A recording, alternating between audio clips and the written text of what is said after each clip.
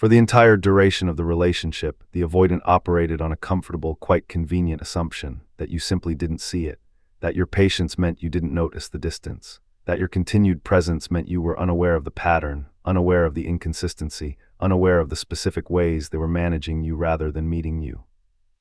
This assumption let them off the hook in their own mind. If you didn't see it, then they weren't really getting away with anything. They were simply moving through the relationship the way they always had, and your acceptance of that movement was proof to them that nothing especially troubling was happening. What the avoidant did not anticipate, and what eventually lands with a force they are entirely unprepared for, is the moment they realize the truth was the opposite of what they assumed. You saw everything. You noticed the pattern early, sometimes far earlier than they think.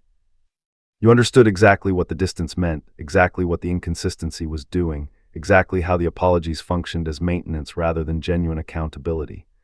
You were never naive. You were patient, which is a different thing entirely, and patience that coexists with clear sight is a far more unsettling realization for an avoidant than any accusation of naivety could ever be. This realization, once it lands, hits differently than almost anything else that happens after a relationship like this ends.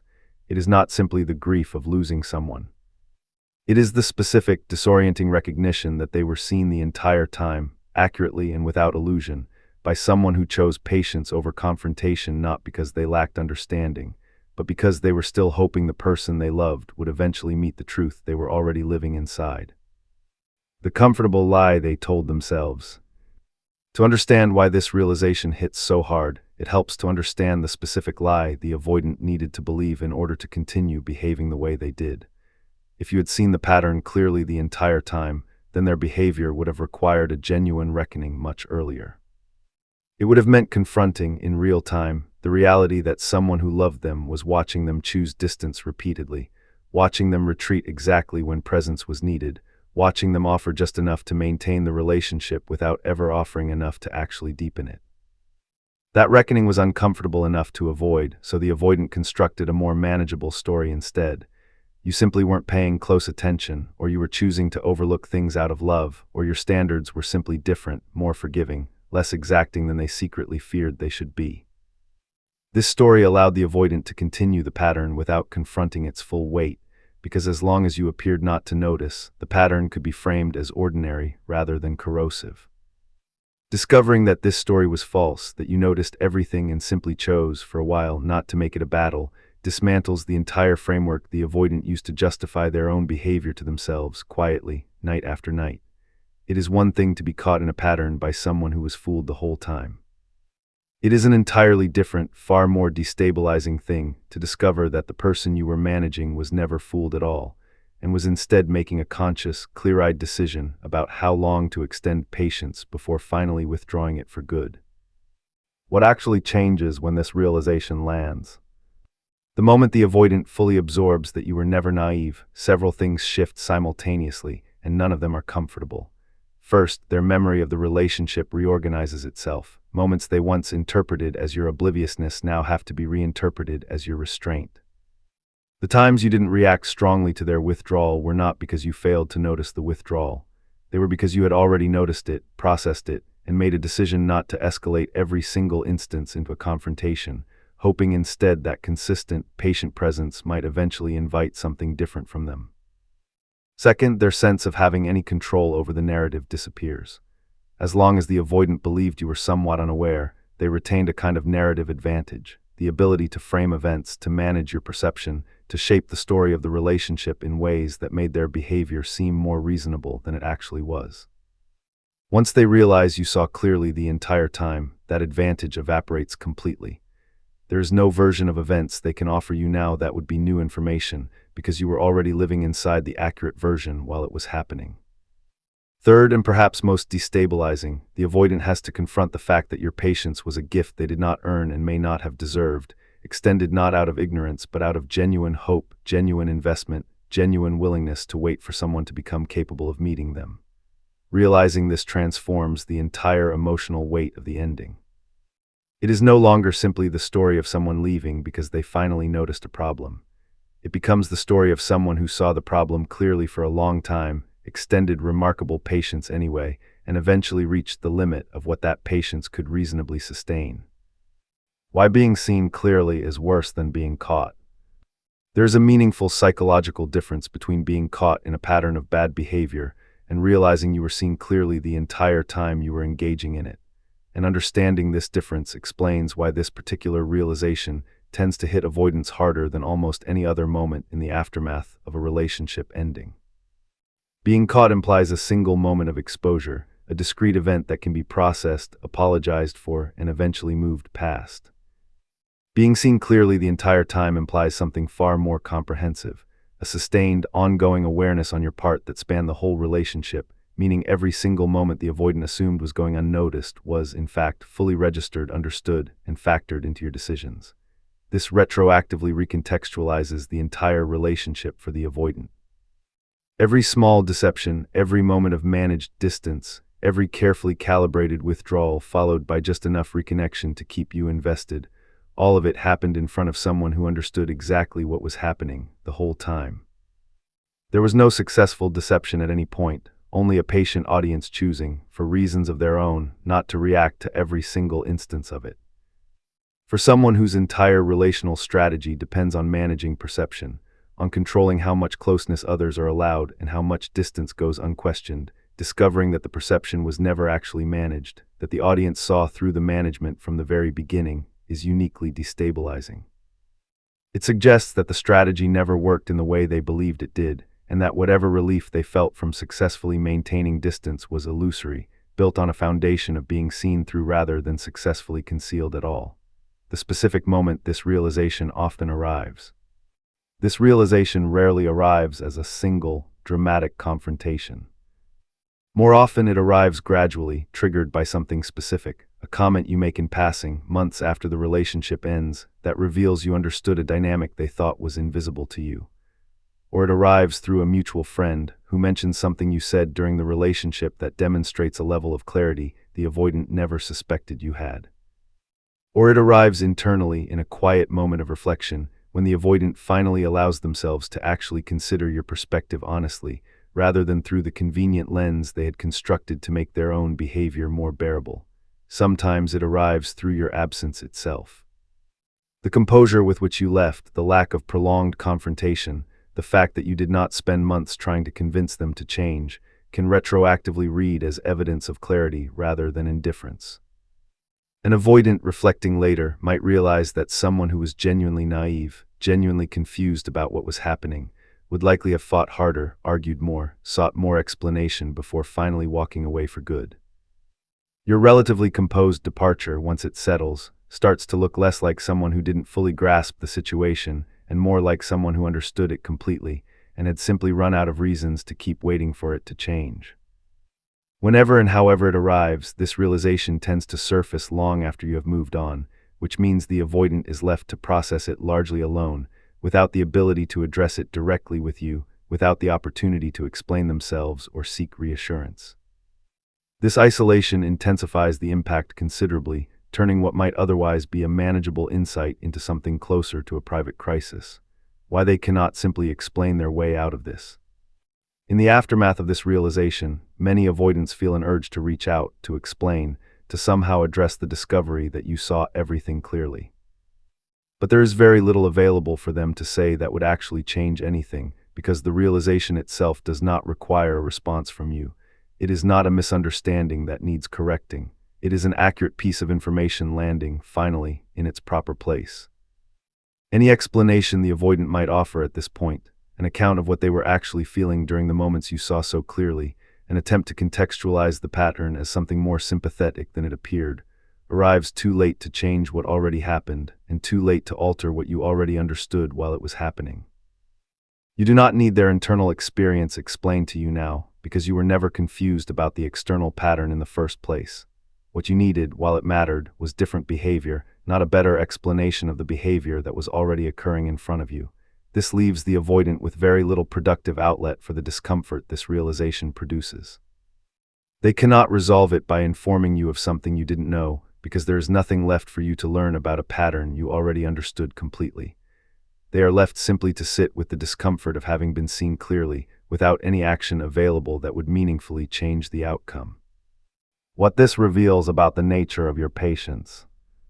It is worth pausing here to honor something important about what your patience actually represented, especially now that its true nature is becoming visible to the person who once misunderstood it.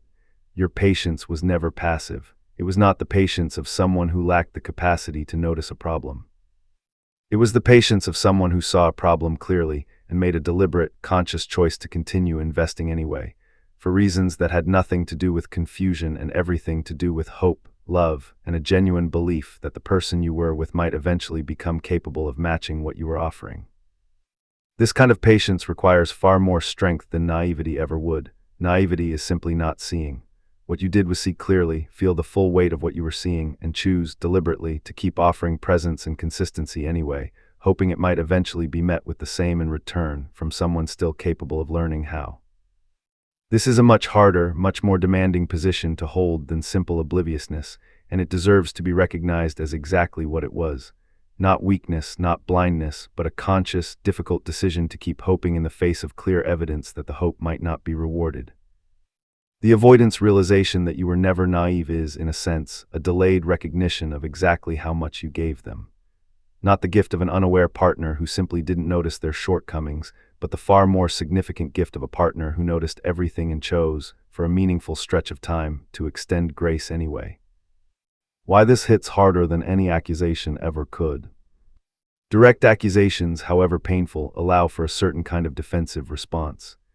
An avoidant confronted directly with an accusation can deny it, minimize it, argue about its accuracy, or construct a counter-narrative that shifts some of the responsibility elsewhere, onto circumstance or timing or misunderstanding. This realization does not offer any of those defensive options, because it is not an accusation at all. It is simply the quiet, undeniable fact of having been observed accurately, without the emotional charge of confrontation that would give the avoidant something concrete to push back against.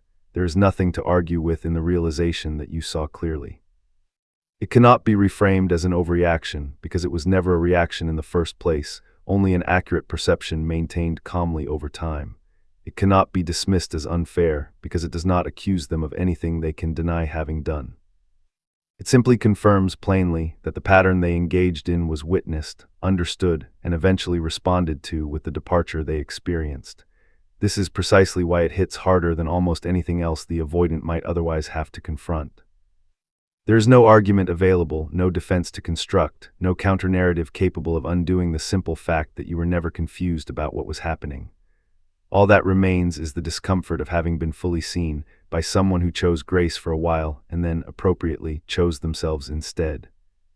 What you are allowed to feel knowing this landed. You are allowed to feel a quiet sense of vindication in knowing that this realization eventually arrived, even if you never witness it directly, and even if it changes nothing about your own life moving forward. For a long time, particularly while you were still inside the relationship, you may have wondered whether your clarity was actually accurate, whether you were somehow misreading a situation that others, including the avoidant themselves, insisted was simpler and more innocent than you believed it to be. Knowing that the truth eventually surfaced, even for them, confirms that your perception was never the problem. You are also allowed to feel no particular need to know whether this realization has landed at all, ever, in any form. Your accuracy does not depend on their eventual recognition of it. You were right about what was happening regardless of whether they ever come to understand that you were right, and your healing does not require their private reckoning as a form of external validation. If it happens on its own timeline, entirely separate from anything you need to do or feel in response. What you are not required to feel is any obligation to help them process this realization, to explain your perspective further, or to make yourself available as they work through the discomfort of having been seen so clearly for so long. That discomfort belongs to them now, a natural consequence of behavior they engaged in while assuming, incorrectly, that no one was watching closely enough to understand it. The specific grief this realization produces. Beyond the discomfort of losing their narrative advantage, this realization also produces a distinct form of grief for the avoidant, separate from whatever grief they already carried about the relationship ending.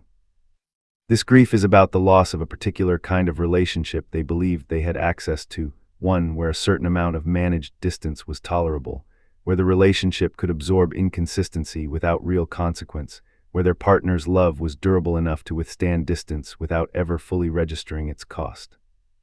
Realizing that this version of the relationship never actually existed, that instead you understood the cost fully and were quietly absorbing it while hoping for something different, forces the avoidant to grieve a comfortable fiction they had constructed without realizing they were constructing it. This is its own kind of loss, separate from missing you specifically, and it often surfaces as a particular kind of disorientation, a sense of having misunderstood not just you, but the entire shape of the relationship they thought they were living inside. This grief, uncomfortable as it may be, is simply the accurate cost of the pattern finally becoming visible to the person who enacted it in the first place. It does not require anything from you to process, and it does not entitle them to anything from you as they move slowly through it. Why this realization rarely produces immediate change. It would be convenient in a narrative sense if this realization automatically produced meaningful change in the avoidant, if seeing clearly that they were seen clearly the whole time immediately translated into different behavior going forward. In practice, this rarely happens quickly, if it happens at all. Insight and behavior change are not the same thing, and an avoidant can fully absorb the discomfort of this realization without doing the sustained work required to actually behave differently in future relationships. Some avoidants use this realization productively, allowing the discomfort to motivate genuine reflection about the patterns that led here and the sustained work required to build different capacities going forward into whatever relationships come next. Many others simply sit with the discomfort until it fades, without using it as a catalyst for anything beyond temporary distress. The realization itself does not guarantee growth. It simply guarantees discomfort, and what happens with that discomfort depends entirely on choices the avoidant makes afterward, choices that are, importantly, no longer any of your concern. The specific evidence they assumed you missed. It is worth naming, specifically, the kinds of evidence the avoidant assumed you had somehow overlooked, because listing it plainly makes clear just how much you actually understood while it was happening. They assumed you missed the pattern in their response times, the way urgency disappeared the moment the relationship felt secure again, only to reappear once they sensed you pulling back. They assumed you missed the specific rhythm of their affection, generous immediately after a period of distance, then gradually receding once your reassurance had done its job of settling their anxiety. They assumed you missed the way their attention shifted noticeably whenever something required real vulnerability, a sudden interest in an unrelated topic, a joke deployed at exactly the moment a conversation was becoming too honest for their comfort. They assumed you missed the specific vocabulary they used to describe their own unavailability, softened terms like needing space or processing things that functioned less as honest descriptions and more as permission slips for withdrawal without further explanation required. None of this was missed. You cataloged it quietly without necessarily naming it explicitly at every turn, because naming it explicitly every single time would have required a level of conflict you were not always willing to introduce, hoping instead that consistency and patience might accomplish what confrontation alone rarely does. The evidence was never invisible to you. It was simply met with restraint rather than immediate reaction, and that restraint is precisely what the avoidant mistook for a lack of awareness. The difference between silence and ignorance. One of the most important distinctions this realization eventually forces the avoidant to confront is the difference between your silence and your ignorance, two things they had conveniently conflated for the duration of the relationship. Silence in the moments you chose not to escalate every observation into a confrontation was a choice, made deliberately, weighing the cost of constant conflict against the hope that patient consistency might eventually produce a different result. Ignorance would have meant you genuinely did not perceive what was happening, that your quiet was a product of not knowing rather than a product of knowing and choosing restraint anyway. This distinction matters enormously because an avoidant who believes they were dealing with genuine ignorance can tell themselves a relatively comfortable story. Their partner simply didn't understand the situation fully, and if they had understood it, they might have reacted differently, perhaps unreasonably, perhaps in ways that would have made the relationship harder to sustain. But an avoidant who realizes they were dealing with informed silence, not ignorance, has to confront a much less comfortable story. Their partner understood exactly what was happening and chose, out of genuine investment, not to make every instance of it into a battle, extending a form of grace that the avoidant's own behavior did not particularly earn. Realizing that your silence was never ignorance, but a conscious act of patience toward someone who was, in fact, being observed accurately the entire time, reframes the entire emotional architecture of the relationship for the avoidant, and this reframing is rarely comfortable to sit with. Why their own self-image depended on your naivety. For many avoidants, the belief that their partner did not fully see the pattern serves a function that goes beyond simply managing the relationship. It also protects their own self-image as someone who is not, at their core, deceptive or manipulative. If their partner never saw the pattern clearly, then the avoidant can tell themselves that whatever inconsistency occurred was simply an unfortunate byproduct of their own struggles, invisible enough to their partner that it never rose to the level of active deception. Discovering that their partner saw everything the entire time removes this protective buffer completely. It forces a confrontation with a more uncomfortable version of self-understanding, that they were engaging in behavior significant enough to require concealment, or at minimum, behavior that depended on their partner's presumed lack of awareness in order to continue without consequence. This is a considerably harder thing to reconcile with a self-image built around good intentions and simple emotional limitation, rather than a self-image that has to account for the fact that someone who loved them honestly was watching the whole pattern unfold with full clarity. This threat to self-image is part of why the realization tends to produce such intense discomfort. It is not simply about you. It forces the avoidant to reconsider who they actually were during the relationship, not who they told themselves they were, and that reconsideration rarely arrives without real distress attached to it. The moments that retroactively become unbearable. Once this realization lands, certain specific memories that the avoidant may have previously filed away as neutral or unremarkable begin to feel unbearable in retrospect. A moment where you asked a simple, seemingly casual question that they now recognize in hindsight was actually a direct and accurate probe into exactly what they were doing. A conversation where you mentioned, lightly, an observation about their behavior that they dismissed at the time as an overreaction, but which they now recognize was a precise, understated summary of a pattern you understood completely. These moments become unbearable specifically because they reveal how much restraint you were exercising in real time, choosing not to press the observation further, choosing to let it sit lightly in the conversation, rather than escalating it into the confrontation it could very easily have become at any point along the way. The avoidant now has to sit with the recognition that every one of these light, seemingly casual moments was actually a demonstration of remarkable self-control on your part, a decision not to weaponize your accurate perception even though you had every reason and every right to. This retroactive reevaluation of specific memories is often where the discomfort becomes most acute, because it is no longer an abstract realization about the relationship generally. It becomes a series of concrete specific instances, each one confirming individually that the clarity was there, consistently, throughout the entire relationship, rather than arriving only at the very end. What this reveals about the relationship you actually had. Understanding that you were never naive changes the entire retrospective shape of the relationship for the avoidant, from a story about two people who simply drifted apart due to mutual limitations, into a considerably more specific story about one person extending consistent, clear-eyed patience toward another person who was engaging in a pattern they did not yet have the capacity to change. This is a harder story to tell at dinner parties, a harder story to summarize casually to friends who ask what happened, because it requires a level of specific accountability that the more comfortable, mutual version of events conveniently avoided. The avoidant now has to hold a version of the relationship where their own behavior was the primary driver of the eventual ending, not because you were unreasonable or demanding, but because you were patient and accurate for far longer than the pattern deserved, and eventually reached, appropriately, the limit of what that patience could sustain. This is simply a more honest accounting of what actually happened, and honest accountings are rarely comfortable for the person whose behavior they center. The slow process of actually sitting with this. Realizations of this magnitude rarely process quickly, and the avoidant is likely finding that this particular one resurfaces repeatedly, in different forms, over an extended period rather than resolving cleanly after a single moment of insight. It may surface during an unrelated conversation with a new partner, when a similar dynamic starts to develop and the avoidant recognizes uncomfortably the shape of a pattern they thought they had left behind.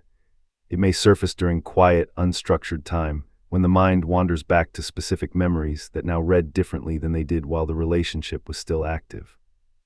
This slow, recurring process of sitting with the realization is, in its own way, more significant than a single dramatic moment of insight would be, because it suggests the recognition is actually integrating rather than simply passing through as a fleeting, easily dismissed thought. Whether this integration ultimately produces meaningful change in how the avoidant approaches future relationships remains an open question, one that unfolds entirely on their own timeline, separate from anything you need to track or wait for. While you do not need them to say it out loud, it might be tempting to want direct confirmation that this realization has landed, some explicit acknowledgement from the avoidant that they now understand you saw everything clearly. But waiting for that confirmation, or needing it in order to feel settled about your own experience, gives them a form of ongoing power over your peace that they have not earned and do not need to hold. You already know what you knew while it was happening. Their eventual acknowledgement, whether it arrives as a direct statement or simply as a quiet, internal recognition they never share with you, does not change the accuracy of what you understood at the time. Your clarity does not require their confirmation to be real. It was real the entire time you were living inside the relationship, patient and clear-eyed, whether or not they were capable of recognizing it, and it remains real regardless of whether that recognition ever becomes explicit. What other people in their life begin to notice too. This realization rarely stays contained entirely within the avoidant's private thoughts. It tends to bleed into how they talk about the relationship with others, and people close to them may begin to notice a shift in the story being told. Where once the narrative was composed and self-protective, framed around mutual incompatibility or unfortunate timing, a more honest version sometimes starts to surface in unguarded moments, particularly with people the avoidant trusts enough to be less careful around. Friends who once heard a confident account of the breakup may start hearing something more hesitant, more self-critical, occasionally even something close to genuine admission. This shift does not happen because the avoidant suddenly decides to be transparent. It happens because maintaining the earlier, more flattering version of events becomes harder to sustain once the private realization that you saw everything clearly has fully settled in. The composed story requires a kind of internal conviction that this realization actively undermines, and eventually, the cracks in that conviction start to show, even to people who were never meant to see them. This shift matters not because you need to witness it directly, but because it confirms something you likely already suspected. The composed version of events was always more performance than truth, sustained only as long as the avoidant believed the performance was necessary and effective. Once the belief that you had been fooled disappears, the performance itself starts to lose its purpose, and what remains, however privately, is a more accurate account finally beginning to surface. Even this more honest account, once it surfaces, rarely reaches you directly. It circulates instead among the people the avoidant still trusts, filtered through their own discomfort, shaped by whatever version of accountability they are currently capable of holding. You do not need this account delivered to you in order to trust your own memory of events. Its existence, wherever it circulates, simply confirms a truth you already carried with you the entire time you were living inside the relationship. The long-term effect on how they approach future relationships. Whether or not this realization produces immediate change, it often leaves a lasting imprint on how the avoidant approaches future relationships, for better or worse. Some carry forward a heightened, almost hypervigilant awareness of their own patterns, watching themselves more closely for the specific behaviors that led here, occasionally overcorrecting in ways that create new difficulties of their own. Others carry forward a quieter, more diffuse unease, a background awareness that their partners may be seeing more than they let on, which can either motivate greater honesty or, in some cases, simply produce more sophisticated forms of the same concealment they practiced before. What determines which path an avoidant takes is rarely the realization itself, but what they choose to do with the discomfort it produces. Insight on its own is not transformation. It is simply information, uncomfortable and disorienting, that creates an opening for change without guaranteeing that the change will actually occur. Some avoidants use this opening productively, engaging in the genuine, sustained work required to build new capacities for honesty and presence.